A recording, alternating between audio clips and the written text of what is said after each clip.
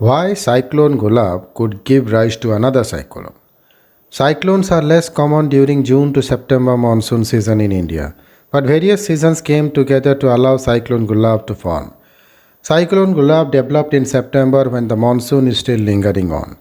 The cyclone brought some heavy spells of rain over coastal Andhra Pradesh, and its remnants are now set to continue causing showers along its track, covering Telangana, Maharashtra, and Gujarat till September 30.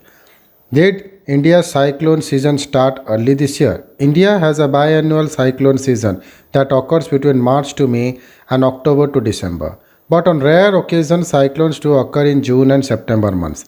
Cyclones are less common during the June to September monsoon season as there are limited or almost no favorable condition for cyclogenesis due to strong monsoon currents. This is also the period when the wind shear, that is, the difference between wind speeds at lower and upper atmospheric levels, is very high. As a result, clouds do not grow vertically and monsoon depressions often fail to intensify into cyclones. However, this year's cyclone Gulab is developed on Saturday in the Bay of Bengal and later made landfall close to Kalingapatnam in Andhra Pradesh on Sunday evening.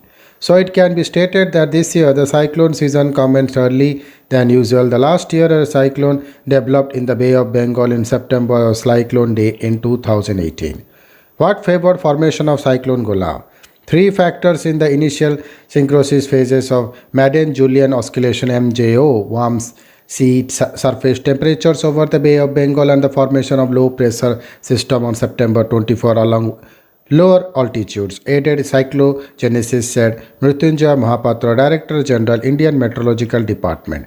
The system's intensification phases between low pressure, well marked low pressure depression, deep depression, and to finally becoming Cyclone Gulab was rather rapid. And even as the system moved closer to South Odisha, North Andhra Pradesh coast, where it also made landfall.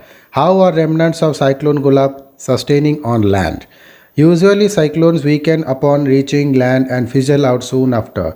Unlike normal September, when monsoon withdrawal would commence from dry areas of northwest Indian regions, this year there is plenty of moisture still available. This is mainly fueling the remnants of Cyclone Gulab post its landfall, helping its sustenance over land. This is being a typical September feature that too when the southwest monsoon continues to be active, there is moisture available. In addition, the wind shear is weak and there is no obstruction of any kind to weaken the system while on land, said R.K. Janavani, Senior Forecaster, National Weather Forecasting Center, New Delhi. By Monday morning, the cyclone weakened into a deep depression and by evening, had further weakened into a depression. As per the latest available update at 7:30 pm on Monday, the depression was located over North Telangana, South Chhattisgarh and Vidarbha. This system is forecast to move towards North Maharashtra, Gujarat coast and further weaken to a well-marked low-pressure system during the next 24 hours. How common is it for cyclones to re-emerge? Climatologically, the frequency of cyclones re-emerging may be less, but these are not rare events, said Mahapatra. In the recent past, a very severe cyclone Gaja has formed the Bay of Bengal after making landfall near Tamil Nadu. The system moved westwards and re-emerged off central Kerala coast in the Arabian Sea.